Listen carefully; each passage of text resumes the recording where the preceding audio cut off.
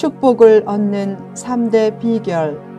두 번째, 신명기 6장 4절에서 15절 말씀. 전편에 이어서 계속됩니다.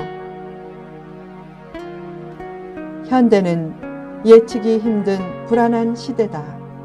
그럴수록 더욱 하나님 말씀과 가까워져야 말씀 안에서 참된 안식과 평안을 누릴 수 있다. 말씀을 가까이 하면 부담되는 것 같아도 인생길은 더욱 고고해지고, 말씀을 멀리 하면 부담은 없는 것 같아도 인생길은 더욱 고단해진다. 시대가 불안하고 혼란할수록 더욱 하나님의 말씀을 가까이 하라. 늘 불안감에 시달리던 한 사람이 정신과 의사를 찾아갔다. 의사가 상담 후 처방을 내렸다. 특별한 증세는 없고 안정이 필요하니 조용한 산에서 며칠 쉬세요. 그리고 편지 봉투를 주며 산에서 뜯어보라고 했다. 산에 가서 뜯어보자 이렇게 적혀 있었다. Listen carefully. 신중히 들어보시오. 그 처방대로 신중히 들어보자 바람소리, 새소리, 벌레소리, 나뭇가지 흔들리는 소리 등이 귓가에 들려왔다. 그 소리들 속에서 마침내 하나님의 소리가 들리면서 자기의 병을 발견했다. 그 병은 마음문을 두드리는 하나님의 소리를 듣지 못한 병이었다. 마음과 양심을 두드리는 하나님의 말씀을 외면하면 평안과 행복을 얻지 못한다. 반면에 말씀을 붙들고 살면 어떤 불편하고 불행한 환경도 극복할 수 있는 힘과 능력과 지혜가 생긴다. 영화를 보면 범인이 인질을 붙잡고 돈을 요구하지만 대개 돈도 못 얻고 결국 총에 맞아 죽는다. 남미에서는 한 사람이 성당에서 마리아상을 인질로 붙잡고 돈을 요구하다가 결국 감옥에 갔다. 세상 것들을 붙잡고 돈을 추구하면 불행해지지만 말씀을 행복과 축복을 가져다 줄 인질처럼 끈질기게 붙잡으면 하나님의 말씀대로 가장 복되고 선한 길이 펼쳐질 것이다. 3. 하나님의 은혜에 감사하라. 모세는 이스라엘 백성들에게 하나님의 은혜를 잊지 말라고 했다. 하나님의 어떤 은혜를 잊지 말아야 하는가? 첫째, 구원을 주신 은혜다. 죄인은 천국에 들어가지 못한다. 창피해서라도 못 들어갈 것이다. 다 비치의 옷을 입었는데 자신만 누더기를 입는다면 얼마나 부끄러운 일인가. 결국 예수님의 대속의 피로 당당한 천국 백성이 된 크신 은혜를 잊지 말라. 둘째, 자연을 주신 은혜다. 지구는 하나님이 주신 크고 아름다운 성읍이다. 신기하고 아름다운 자연을 통해 하나님의 손길을 느끼기에 때로는 들풀 하나만 봐도 힘과 감동을 얻는다. 울적할 때 들풀이 전한다. 저도 이렇게 열심히 살고 있으니까 힘내세요. 왜 에델바이스가 귀한가? 고산지의 추위에서도 하얀 빛을 뿌리며 살기 때문이다. 하나님의 음성을 간접적으로 전하는 자연을 주신 하나님의 은혜에 감사하라. 셋째, 가정을 주신 은혜다. 늘 잊지 말아야 할 사실은 내 가정은 하나님이 주셨다는 사실이다. 마음에 들지 않는 부분이 있어도 실수가 없으신 하나님은 하나님을 섬기는 가정을 꼭 일으켜 주신다. 하나님을 사랑하고 하나님의 은혜를 기억하면 부족한 배우자도 사랑하게 된다.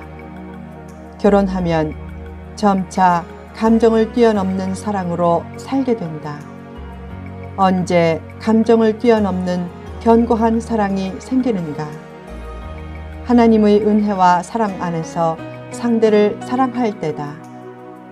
넷째, 먹을 것을 주신 은혜다. 세 끼 식사 거르지 않는 은혜를 감사하라. 배가 불러서 하나님의 은혜를 잊는 것은 어리석은 일이다. 물질이 하나님의 은혜를 잊게 만들면 그 물질은 축복이 아니라 오히려 저주다. 물질적인 축복을 받았어도 하나님의 은혜를 잊지 않고 기억할 때 그 물질의 축복이 참된 축복이 된다.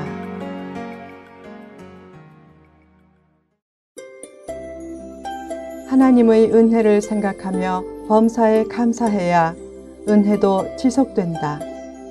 어려워도 감사를 잃지 말라. 예수님은 십자가를 지시려고 겟세마네 동산으로 가실 때도 찬미하고 가셨다.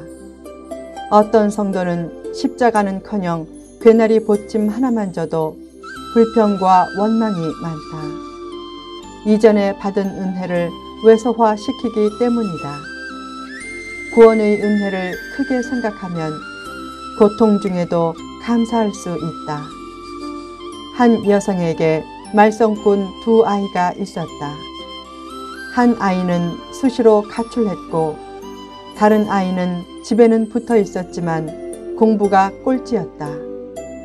그러면 웬만한 가정에서는 죽겠다는 소리가 나올 만한데 그녀는 기쁨을 잃지 않았다. 자신의 허물에 비하면 그런 현실도 감사하다고 여겼기 때문이다. 그녀는 과거가 있는 여인이었다. 그런 부족한 자신이 현재의 남편을 만나 결혼까지 하고 자식을 얻은 것 자체가 너무 감사했기에 어떤 상황도 감사로 받아들일 수 있었다. 하나님의 은혜를 내 죄와 허물보다 항상 크게 보고 감사를 체질화시키라.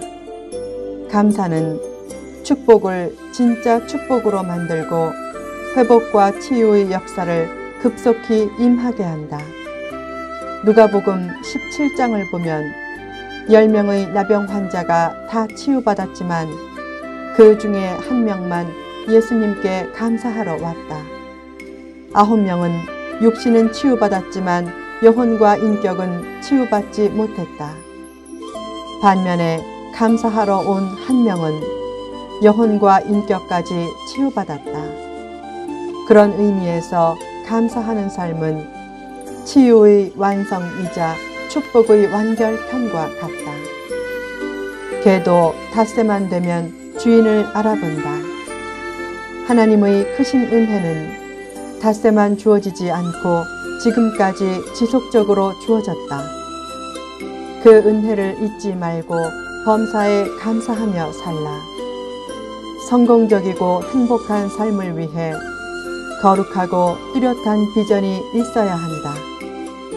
그러나 비전을 가지는 삶보다도 더 중요한 기초적인 성공과 행복의 재료가 은혜에 감사하는 삶이다.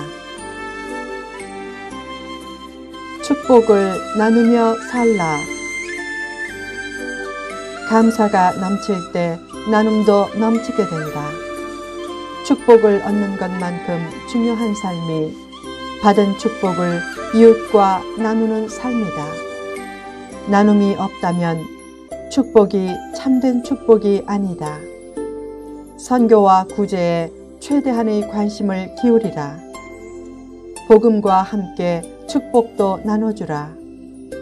자기 것을 퍼내지 않으면 자기 안에서 그것이 썩지만 자기 것을 나눠주면 자신이 더 깨끗해지면서 결국 더 많이 얻는다. 축복을 나눠주면 나눔받는 사람도 복을 받지만 나눠주는 사람은 더 복을 받는다. 어느 날 한 수도사가 설교 시험을 치르기 위해 설교 강단에 올라갔다. 강단에서 수많은 수도원 동료의 얼굴을 훑어보자 몸이 떨리고 도저히 설교할 자신이 없어서 물었다. 형제님들, 제가 무슨 말씀을 할지 아십니까? 동료 청중들이 고개를 흔들며 모르겠다고 했다.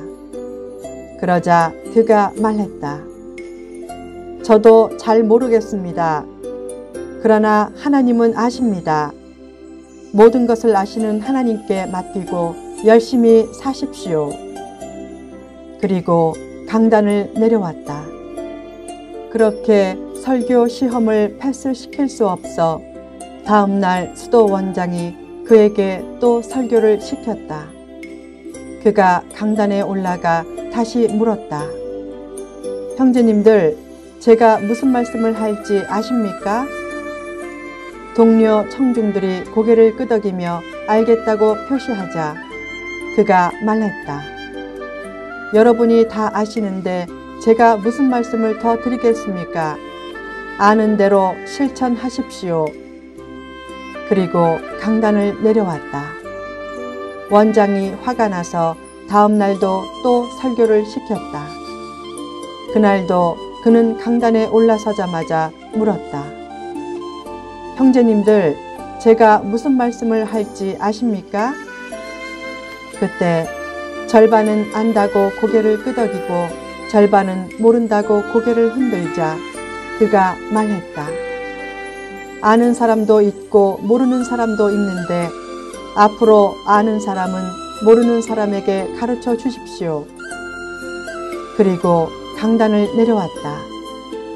그 후 아는 사람은 모르는 사람에게 가르쳐 주라는 말이 그 수도원의 대표적인 표어가 되었다. 복음을 아는 사람은 복음을 모르는 사람에게 나눠주고 축복을 받은 사람은 받은 축복을 앞으로 축복받아야 할 사람에게 나눠줘야 한다. 나눔은 관련자들에게 행복을 주면서 하나님의 축복을 소리 없이 확대시키는 가장 효과적인 방법이다. 지금부터 나머지 인생을 살아가면서 하나님을 전심으로 사랑하고 하나님의 말씀을 가까이 하고 하나님의 은혜에 감사함으로 축복을 많이 받고 그 받은 축복을 많이 나눠주며 기쁘게 살라.